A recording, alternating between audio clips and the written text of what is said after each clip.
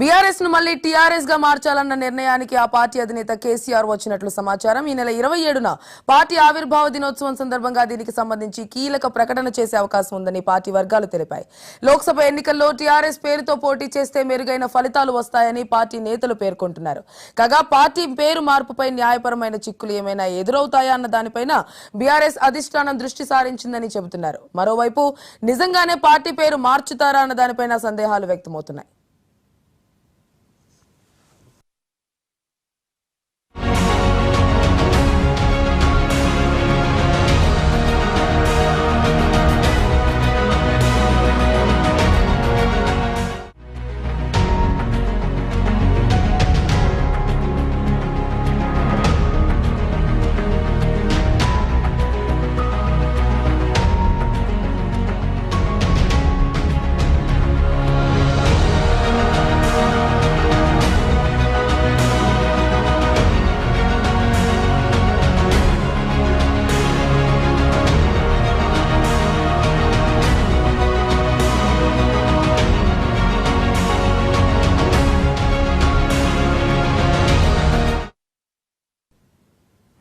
తమ పార్టీ అధినేత కేసీఆర్ ఏదైనా చేయాలనుకుంటే ముందుగా ఓ లీకు వదులుతారని, దానిపై జరిగే చర్చను పరిశీలించి ఆ తర్వాతే నిర్ణయం తీసుకుంటారని పార్టీలోని ఓ కీలక నేత వ్యాఖ్యానించారు.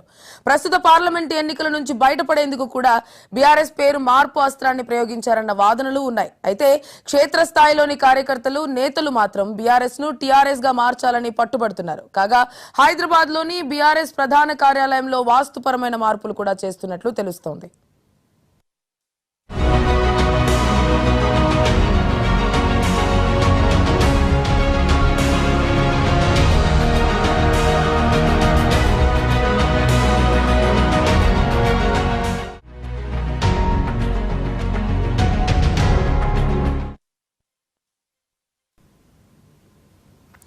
గులాబీ పార్టీ అధినేత బీఆర్ఎస్ పార్టీకి ఇంత గట్టి దెబ్బ తగలడం వెనుక వాస్తు దోషం ఉందని గుర్తించినట్లు సమాచారం. మొదటి నుంచి యజ్ఞ యాగాలకు, వాస్తుకు ప్రాధాన్యతనిచ్చే కేసీఆర్ తెలంగాణ భవన్లో ఉన్న వాస్తు దోషం పార్టీ పతనం కావడానికి కారణంగా గుర్తించారు. దీంతో గులాబీ అధినేత వాస్తు మార్పులు చేయాలని ఆదేశించారు.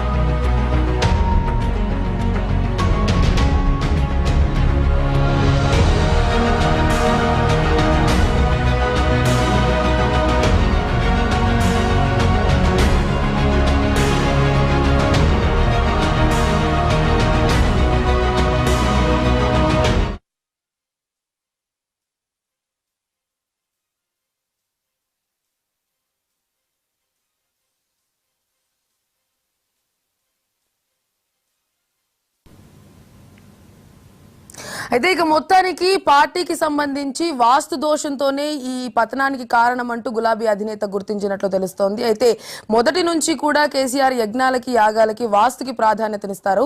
అయితే ఈ నేపథ్యంలోనే బీఆర్ఎస్ నుంచి టీఆర్ఎస్ గా మార్చాలని కూడా గులాబీ అధినేత ఫిక్స్ అయినట్లుగా కూడా తెలుస్తోంది. దీనికి సంబంధించి పూర్తి డీటెయిల్స్ మా బ్యూరో చీఫ్ సుధాకర్ అందిస్తారు. సుధాకర్,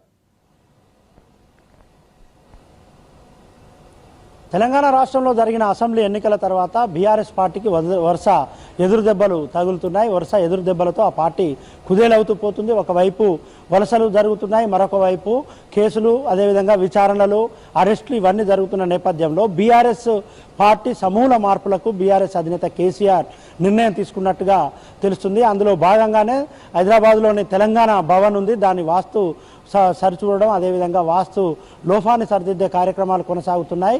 ఇప్పటికే ఎంట్రీ గేట్ ఏదైతుందో ఆ గేట్ల కాకుండా మరో గేట్ ద్వారా ఎంట్రీ ఇచ్చేందుకు దానికి సంబంధించిన పనులు త్వరితగతిన జరుగుతున్నాయి. At the same time Telangana రాష్ట్ర సమితి పేరుతో 2001లో కేసీఆర్ పార్టీని ప్రారంభించారు. పార్టీ ప్రారంభించిన తర్వాత 2018లో అధికారంలోకి వచ్చిన తర్వాత దేశవ్యాప్తంగా పార్టీని విస్తరించాలి, అదేవిధంగా టీఆర్ఎస్ను జాతీయ పార్టీగా చేయాలనే ఉద్దేశంతో బీఆర్ఎస్గా పేరు మార్చారు. పేరు మార్చి ఆ పేరుతో పార్టీని రిజిస్ట్రేషన్ కూడా చేయించారు.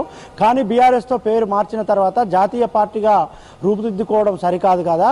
కనీసం తెలంగాణ రాష్ట్రంలో కూడా పార్టీ అధికారంలోకి రాలేదు.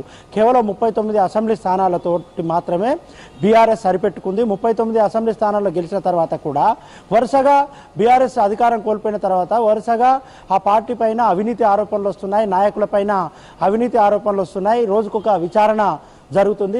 ఇప్పటికే కేసీఆర్ కూతురు కల్వకుంట్ల కవిత ఢిల్లీ లిక్కర్ కేసులో అరెస్ట్ అయి తిహార్ జైల్లో ఉన్నారు. అదేవిధంగా ఇక్కడ కాళేశ్వరం ప్రాజెక్టులోని మేడిగడ్డ అన్నారం బరాజులు కుంగిపోవడం, దానికి సంబంధించిన విచారణ ఒకటి జరుగుతుంది. అదేవిధంగా గొర్రెల పథకంలో విచారణ జరుగుతుంది. టానిక్ అనే లిక్కర్ మార్టు పైన విచారణ జరుగుతుంది. అదేవిధంగా ధరణి విషయంలో విచారణ జరుగుతుంది. అదేవిధంగా నక్లెస్ రోడ్లో ఉన్న రేస్ కోర్స్ సంబంధించి దానికి సంబంధించిన విచారణ జరుగుతుంది. ఇలా అన్నిటికి సంబంధించిన విచారణలు వేగవంతంగా విచారణలు జరగడం, అదేవిధంగా పార్టీలో ఫిరాయింపులు జరగడం, తెలంగాణలో ఇటీవల జరిగిన అసెంబ్లీ ఎన్నికల తర్వాత 5 సిట్టింగ్ ఎంపీలు బీఆర్ఎస్ను విడిచి కొంతమంది బీజేపీలోకి మరికొంతమంది కాంగ్రెస్లోకి వెళ్ళిపోయారు. అదేవిధంగా ఇప్పటికే 2 సిట్టింగ్ ఎమ్మెల్యేలు దానం నాగేందర్, కడియం శ్రీహరి కాంగ్రెస్ పార్టీలో చేరిపోయారు.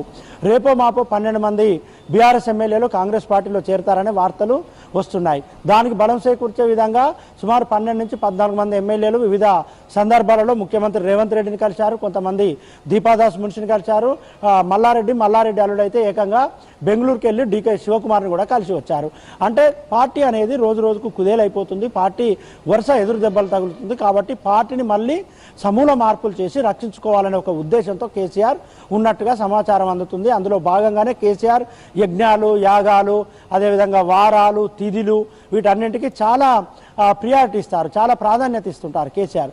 అందులో భాగంగానే ఆయన ఏం చేస్తున్నారు, ప్రస్తుతం తెలంగాణ భవన్లో వాస్తు మార్పు చేస్తున్నారు. వాస్తు మార్పు ఒకటి చేసి అదేవిధంగా టీఆర్ఎస్ ఉన్నప్పుడే ప్రజలు స్వీకరించారు. తెలంగాణ ఉద్యమం బ్రహ్మాండంగా నడిచింది. తెలంగాణ ఉద్యమం నడిచినన్ని రోజులు కేసీఆర్ను ఎత్తుకున్నారు తెలంగాణ ప్రజలు. ఆ తర్వాత తెలంగాణ ప్రత్యేక రాష్ట్రం ఏర్పడిన మొదటి నాలుగులో 63 అసెంబ్లీ సీట్లనిచ్చి 2014లో అధికారాన్ని కట్టబెట్టారు. ఆ తర్వాత 2018 డిసెంబర్లో జరిగిన ఎన్నికల్లో 88 సీట్లను గెలిపించి రెండోసారి అధికారం కట్టబెట్టారు. కట్టబెట్టిన తర్వాత ఎప్పుడైతే పార్టీ పేరు మార్చిర్రో పేరు మారవగానే కొంత వ్యతిరేక పవనాలు వీస్తున్నాయి, వ్యతిరేకమైన ఫలితాలు వస్తున్నాయని పార్టీ నాయకత్వం భావిస్తుంది. ముఖ్యంగా ద్వితీయ శ్రేణి నాయకులతో పాటు క్షేత్రస్థాయిలో ఉన్న నాయకత్వం అంతా కూడా అర్జెంటుగా బీఆర్ఎస్ని తీసేసి టీఆర్ఎస్ చేయాలి. టీఆర్ఎస్ని చేస్తేనే తెలంగాణ రాష్ట్ర ప్రజలు ఓన్ చేసుకుంటున్నారు. ఇది తెలంగాణ ప్రజల పార్టీ, తెలంగాణ పార్టీగా ప్రజలు గుర్తిస్తున్నారు. కానీ బీఆర్ఎస్గా మారిస్తే భారత రాష్ట్ర సమితి అంటే ప్రజలు దీన్ని ఓన్ చేసుకునే పరిస్థితులు లేరు, ప్రజలు గుర్తించే పరిస్థితులు లేరని క్షేత్రస్థాయి నుంచి కేసీఆర్ పైన ఒత్తిడి వస్తుంది. ఆ ఒత్తిడిలో భాగంగా బీఆర్ఎస్ని ఇక టీఆర్ఎస్గా మార్చాలనే నిర్ణయానికి వచ్చినట్టుగా తెలుస్తుంది. అందులో భాగంగానే నెల 27వ తేదీన పార్టీ ఆవిర్భావానికి సంబంధించిన ఒక పెద్ద మీటింగ్ ఉండబోతుంది. ఆ సభలో లేకుంటే సమావేశంలో పార్టీ మార్పు పైన కీలక ప్రకటన కేసీఆర్ చేయబోతున్నారనే వార్తలు వెలువడుతున్నాయి. దానికి కావలసిన వ్యవహారాలన్నీ చూసుకునేందుకు ఒక లీగల్ టీంను ఏర్పాటు చేసినట్టుగా కూడా తెలుస్తుంది. ఆ లీగల్ టీం దానికి సంబంధించిన న్యాయపరమైన చిక్కులు ఏం లేకుండా, న్యాయపరంగా ఏ విధమైన ఎదురు దెబ్బలు తగలకుండా ఉండేందుకు ఇప్పటికే దానికి సంబంధించిన ఏర్పాట్లన్నీ కూడా చేస్తున్నట్టుగా తెలుస్తుంది. 27వ తేదీలోపు అన్ని క్లియర్ చేసి బీఆర్ఎస్ని ఇక టీఆర్ఎస్గా చేయాలి. At the same time Telangana భవన్లో ఉన్న వాస్తు లోపాలన్నీ కంప్లీట్ చేయాలి. అవసరం అనుకుంటే మరొకసారి ఒక భారీ యాగం చేయాలనే ఆలోచనలో కేసీఆర్ ఉన్నట్టుగా తెలుస్తుంది. అది ఎర్రవెల్లి ఫామ్ హౌస్లో చేస్తారా లేకుంటే మరెక్కడ చేస్తారా చూడాల్సి ఉంటుంది. ఒకవైపు యాగం, వాస్తుదోషం, అదేవిధంగా బీఆర్ఎస్, టీఆర్ఎస్ ఈ మూడింటిని మార్చి తెలంగాణ రాష్ట్ర సమితిగా పేరు మార్చిన తర్వాత మళ్ళీ ప్రజల్లోకి చాలా ఉత్సాహంగా వెళ్ళాలి. ఎందుకంటే పార్లమెంట్ ఎన్నికలు కూడా మే 13వ తేదీలో ఉన్నాయి కాబట్టి మే 13వ తేదీలోపే ఈ వ్యవహారం అంతా జరిగిపోవాలని కేసీఆర్ భావిస్తున్నట్టుగా సమాచారం అందుతుంది. వీటన్నింటికి బలం చేకూర్చే విధంగా మాజీ మంత్రి ఎర్రబెల్లి దయాకర్ రావు నిన్న పాలకుర్తిలో చాలా స్పష్టం చేశారు. బీఆర్ఎస్ను టీఆర్ఎస్గా మార్చబోతున్నామంటూ ఆయన స్పష్టం చేశారు. ఎట్ ది సేమ్ టైం మాజీ ఎంపీ ప్రణాళిక సంఘం మాజీ ఉపాధ్యక్షునిగా ఉన్న బోయినపల్లి వినోద్ కుమార్ కూడా గతంలో స్పష్టం చేశారు. బీఆర్ఎస్ను రాష్ట్ర ప్రజలు ఓన్ చేసుకునే పరిస్థితి లేదు కాబట్టి దీన్ని టీఆర్ఎస్ చేయాలని అనుకుంటున్నాం, దానికి పరమైన న్యాయపరమైన అంశాలన్నీ చూస్తున్నామని చెప్పారు. వీటన్నింటి దృష్ట్యా కేసీఆర్ మనసులో మార్పు వచ్చినట్టుగా తెలుస్తుంది. ఆయన పైన ద్వితీయ శ్రేణి నాయకులు ముఖ్యంగా ఎమ్మెల్యేలు కానీ మాజీ ఎమ్మెల్యేలు కానీ కానీ మాజీ ఎంపీలు ఇలాంటి వారి ఒత్తిడి పెంచారు. ఆ ఒత్తిడికి కేసీఆర్ కూడా ఓకే అన్నట్టుగా తెలుస్తుంది. అందులో భాగంగానే పార్టీ మార్పు దాదాపుగా కన్ఫామ్ అయిపోయింది. వాస్తు లోపం అనేది సరిదిద్దుతున్నారు. మరొక పెద్ద యాగం ఏదైనా చేయాలని ఆలోచన చెప్తున్నారు. వీటన్నింటినీ చేసి తెలంగాణ రాష్ట్ర సమితి పేరుతో ప్రజల్లోకి మరింత బలంగా వెళ్లాలని కేసీఆర్ భావిస్తున్నట్టుగా సమాచారం అందుతుంది. అయితే సుధాకర్, మనం చూసినట్లయితే ఎప్పుడైతే టీఆర్ఎస్ నుంచి బీఆర్ఎస్ గా పార్టీని మార్చినప్పుడు, అంటే అప్పుడు ఈ టీఆర్ఎస్ పేరు మీద తెలంగాణ రైతు సమితి కావచ్చు, తెలంగాణ రక్షణ సమితి, తెలంగాణ రాజ్య సమితి, ఇలా వివిధ రకాలుగా రిజిస్ట్రేషన్లు చేసుకోవడానికి చాలా మంది ఉత్సాహం చూపించారు. అంటే టీఆర్ఎస్ అనే పదం ప్రజల్లో బాగా ఓన్ అయిపోయింది. సో అప్పుడు చేంజ్ చేయడం, బీఆర్ఎస్ చేయడం ప్రజలకు బాగా కన్ఫ్యూజ్ అయిన విషయం. మళ్ళీ ఇప్పుడు ఎన్నికల దగ్గర పడుతున్న విషయంలో సందర్భంలో మళ్ళీ బీఆర్ఎస్ నుంచి టీఆర్ఎస్ గా మార్చడం అంటే ఒక కైండ్ ఆఫ్ కన్ఫ్యూజన్ కి గురి చేస్తున్నారు ప్రజల్ని కూడా. సో ఇది ఎటువంటి ఎఫెక్ట్ చూపించవచ్చు అంటే మరో 40 రోజుల్లోనే, అంటే May 13th ఎలక్షన్స్ ఉన్నాయి. సో ఈ నేపథ్యంలో ఇంత షార్ట్ నోటీస్ లో మళ్ళీ టీఆర్ఎస్ గా మార్చడం, బీఆర్ఎస్ గా మార్చడం, మళ్ళీ ఇవన్నీ చేయడం ఒక కైండ్ ఆఫ్ కన్ఫ్యూజన్ కి గురి చేస్తుంది ప్రజల్ని కూడా. సో ఇది ఏ టైప్ ఆఫ్ ఎఫెక్ట్ చూపిస్తుంది అంటారు పార్టీ మీద? తెలంగాణ రాష్ట్ర సమితి అనేది ఒక బ్రాండ్. తెలంగాణ ఉద్యమాన్ని ఉవ్వెత్తున ఎగిసిపడేలా చేసింది. అదేవిధంగా తెలంగాణ రాష్ట్రాన్ని సిద్ధించేలా చేసింది. తెలంగాణ రాష్ట్రం వచ్చిన తర్వాత 2014, 2018 2 పర్యాయాలు టీఆర్ఎస్ని అధికారంలో కట్టబెట్టింది. కాబట్టి తెలంగాణ రాష్ట్ర సమితి అనేది ఒక బ్రాండ్. కానీ కేసీఆర్లో ఒక రకమైన ఆలోచన వచ్చింది. తెలంగాణ రాష్ట్రంలోనే 88 స్థానాలు గెలిచాం, అదేవిధంగా 9 పార్లమెంటు స్థానాలు గెలిచాం. కాబట్టి ఇక ఈ పార్టీని దేశవ్యాప్తంగా విస్తరించాలని ఆయనకు ఆలోచన వచ్చి టీఆర్ఎస్ను బీఆర్ఎస్గా మార్చారు. అందులో భాగంగానే మహారాష్ట్రలో కూడా శాఖలు ఏర్పాటు చేశారు. మహారాష్ట్రలో మాజీ ఎమ్మెల్యేలు, మాజీ ఎంపీలు, మాజీ మంత్రులు, అదేవిధంగా జిల్లా పరిషత్ చైర్మన్లు, వివిధ స్థాయిలో ఉన్న నాయకులందరినీ జాయిన్ చేసుకున్నారు. ఆంధ్రప్రదేశ్లో కూడా ఒక శాఖను ఏర్పాటు చేశారు. అక్కడ తోట చంద్రశేఖర్తో పాటు మరో 3-4 నాయకులను అక్కడ తీసుకున్నారు. అక్కడ శాఖను ఏర్పాటు చేశారు.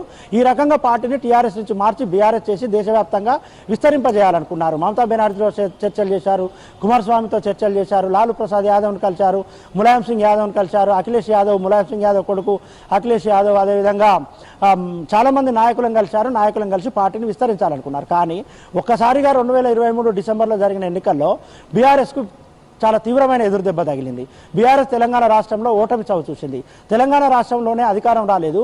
దేశవ్యాప్తంగా ఇక కేసీఆర్ పార్టీని ఏం విస్తరిస్తారులే అనే ఒక భావన దేశవ్యాప్తంగా ఉన్న కూటమి సంబంధించిన పార్టీలు కానీ కేసీఆర్తో కలిసి రావాలని భావించిన పార్టీలకు సంబంధించిన నాయకులలో ఏర్పడింది. అది ఏర్పడిన తర్వాత కేసీఆర్ సంబంధించి అధికారం పోవడం ఒక ఎత్తు అయితే, తెలంగాణ రాష్ట్రంలో బీఆర్ఎస్ అధికారం కోల్పోయిన తర్వాత వలస విచారణలు అనేది ఆ పార్టీ నాయకత్వంలో తీవ్ర నిరాశ, నిస్పృహలు, నిస్తేజాన్ని కలిగిస్తున్నాయి.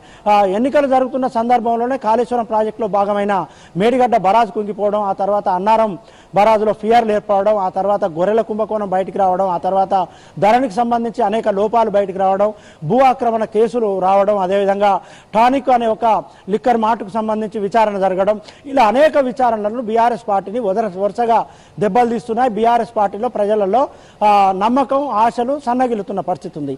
ఈ తరుణంలో బీఆర్ఎస్ను టీఆర్ఎస్ చేయడమే చాలా ఉన్నతమైన వ్యవహారంగా బీఆర్ఎస్ అధినాయకత్వం భావిస్తుంది.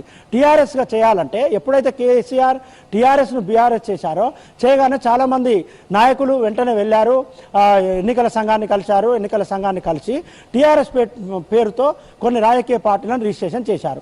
కానీ ఆ రాజకీయ పార్టీల రిజిస్ట్రేషన్ అనేది పూర్తి అయిందా కాలేదా, ఒకవేళ పూర్తి అయితే ఇప్పటికిప్పుడు ఆ రాజకీయ పార్టీల పేరును మార్చవచ్చా లేదా అనేది ప్రస్తుతం న్యాయపరమైన అంశం. కాబట్టి ఇది న్యాయపరమైన అంశాలన్నింటినీ కూడా బీఆర్ఎస్ ప్రస్తుతం నాయకత్వం చూస్తుంది.